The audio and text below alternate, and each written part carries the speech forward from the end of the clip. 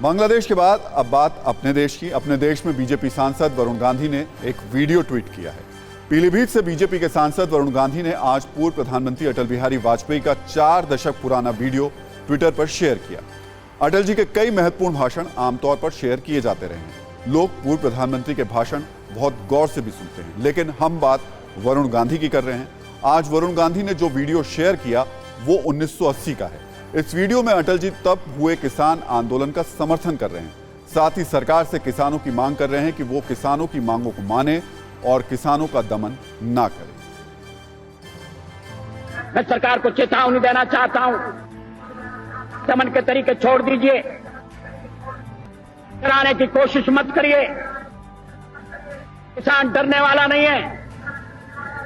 हम किसानों के आंदोलन का दलीय राजनीति के लिए उपयोग करना नहीं चाहते, लेकिन हम किसानों की उचित मांग का समर्थन करते हैं। और अगर सरकार दमन करेगी, कानून का दुरुपयोग करेगी, शांतिपूर्ण आंदोलन को दबाने की कोशिश करेगी, तो किसानों के संघर्ष में कूदने में हम संकोच नहीं करेंगे। हम उनके साथ कंधे से कंधा लगाकर खड़े रहेंगे।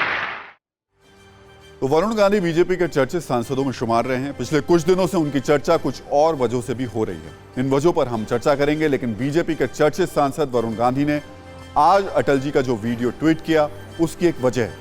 उसकी वजह भी जानने से पहले वरुण गांधी के कुछ पुराने ट्वीट भी आपको दिखाते हैं और उनकी जानकारी भी आपको दे देते हैं। इसमें सबसे पहले बात लखीमपुर खीरी घटना को लेकर कर लेते हैं, जिसके बाद ही वरुण गांधी के ट्वीट आने शुरू हुए।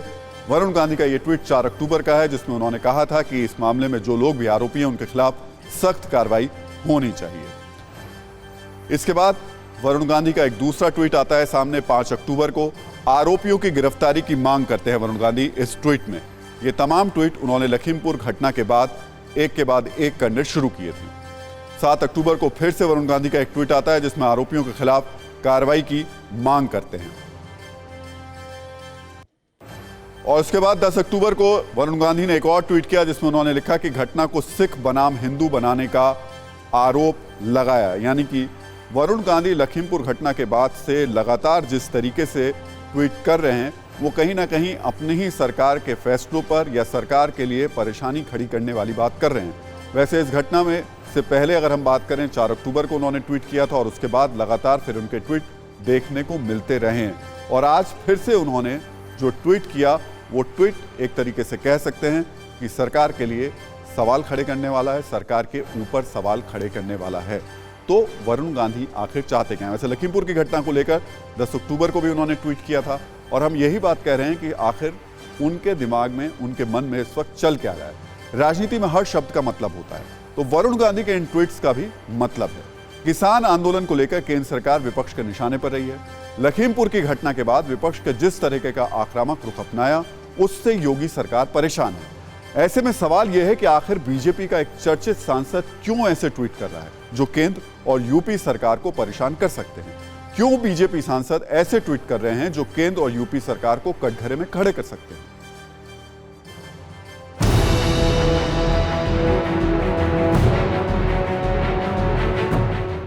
वरुण गांधी के ट्विटर पर बीजेपी विरोधी लाइन लेने के बाद विपक्ष के चंद नेताओं को वरुण गांधी में नई उम्मीद नजर आने लगी है। विपक्षी नेताओं को मौका दिखने लगा है कि अब बीजेपी को झटका दिया जा सकता है। TV9 भारतवर्ष को सूत्रों से मिली जानकारी के मुताबिक बिहार, बंगाल और महाराष्ट्र के कुछ विपक्षी नेताओं ने वरुण गांधी से संपर्क साधा है। विपक्षी नेता ये टटोलने की कोशिश कर रहे हैं कि क्या वरुण गांधी आर पार के मूड में हैं। ये डिवाइड एंड रूल की जो अंग्रेजों की नीति भारतीय जनता पार्टी चला रही है, divide and rule, divert and rule, distract and rule and distort and rule, तो इन चीजों से हमें अब ऊपर उठ के एक विकास के मॉडल को आगे बढ़ाना है। वैसे इन्हीं विपक्षी नेताओं को वरुण गांधी की राजनीति अब तक नापसंद थी। इसकी वजह साल 2009 में चुनाव से पहले वरुण गांधी का वो भाषण रहा जिसकी वजह से वो विवादों में आए। तब विपक्षी नेताओं ने वरुण गांधी पर सांप्रदायिक होने का आरोप भी लगाया था। अब वरुण के बदलते सुर के बीच विपक्ष उन पर नजर टिकाए हुए। इसी बीच बीजेपी कार्यकारिणी से हटाए जाने के बाद मेनका गांधी ने संतुलित बयान दिया है। मेनका गांधी ने कहा है कि इससे मेरे कद पर कोई फर्क नहीं पड़ता है। हर वर्ष राष्ट्रीय कार्य समिति बदली जाती है। मैं 25 साल से राष्ट्रीय कार्य समिति में रही हूँ, नए लोगों को मौका मिलना चाहिए। दरअसल कांग्रेस और सोनिया गांधी के विरोध वाली राजनीति का चेहरा रही मेनका गांधी जानती हैं कि उन्हें आज भी बीजेपी जैसे मजबूत मंच की जरूरत है, इसलिए उनके सुर कुछ नरम है। वहीं बीजेपी आला कमान ने वरुण गांधी को संयम बरतने का संकेत दिया है। बीजेपी आला कमान ने समझाने की कोशिश की है कि वरुण गांधी को जल्द ही कुछ महत्वपूर्ण काम और जिम्मेदारी दी जा सकती है। कहते हैं बिना आग के धुआं नहीं उठता। वरुण गांधी ने भले ही बीजेपी के खिलाफ सार्वजनिक रूप से खुलकर कुछ नहीं बोला हो, लेकिन उनके ट्वीट्स यही बताते हैं कि उनके और बीजेपी के बीच खाई दिनों दिन बढ़ती ही जा रही है। कैमरामैन गंगा के साथ आमोद राय, TV 9 भारतवर्ष। 2014 से पहले वरुण गांधी बीजेपी के महासचिव थे। पश्चिम बंगाल में बीजेपी के प्रभारी थे। वरुण गांधी लगातार तीसरी बार बीजेपी के टिकट पर सांसद बने। ऐसे में सवाल यह कि आखिर वरुण गांधी क्यों बीजेपी से नाराज हैं? क्या इस नाराजगी की वजह यह है कि चंद दिन पहले वरुण गांधी और मेनका गांधी को बीजेपी कार्यकारिणी से हटा दिया गया? क्या वरुण गांधी केंद्र सरकार में मंत्री नहीं बनाए जाने से नाराज हैं? क्या वरुण गांधी मेनका गांधी के मोदी मंत्रिमंडल से बाहर किए जाने से नाराज हैं? क्या वरुण गांधी इसलिए नाराज हैं क्योंकि गांधी सरनेम के साथ उन्हें राजनीति में जो तवज्जो मिलनी चाहिए थी वो बीजेपी में उन्हें नहीं मिल रही? आज की तारीख में वरुण गांधी जब चर्चा में आते हैं तो सिर्फ अपने ट्वीट्स को लेकर। ये पहली बार नहीं है जब वरुण गांधी ने ऐसा ट्वीट किया हो जो बीजेपी के लिए परेशानी का सबब बना हो।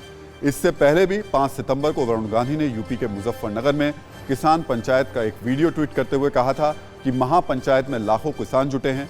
वरुण ने केंद्र सरकार से किसानों के साथ सम्मानजनक तरीके से बातचीत शुरू करने की अपील की थी। इस महापंचायत में केंद्र सरकार के खिलाफ भाषणबाजी और नारेबाजी हुई थी।